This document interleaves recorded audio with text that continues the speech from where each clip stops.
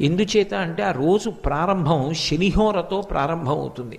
శనీశ్వర గ్రహాన్ని తన తోకకి చుట్టి ఆయన మీద శని యొక్క ప్రభావం లేకుండా చూసి శిక్షించినటువంటి వారు స్వామి హనుమ. అప్పుడు శరీరము శిథిలమై స్వామి హనుమని ప్రార్థన చేశాడు శనీశ్వరుడు. అయ్యా, నీ చేత నేను ఇప్పటికే చాలా హింసింపబడ్డాను, నన్ను నీ తోక నుంచి విడిపించు, నీకేం కావాలో అడుగని అడిగాడు. అడిగితే స్వామి హనుమ శనీశ్వరుని నుండి ఒక మాట పుచ్చుకున్నారు. ఎవరు నాకు పరమ భక్తులై ఉంటారో అటువంటి వారి జోలికి నువ్వు వెళ్ళకూడదు.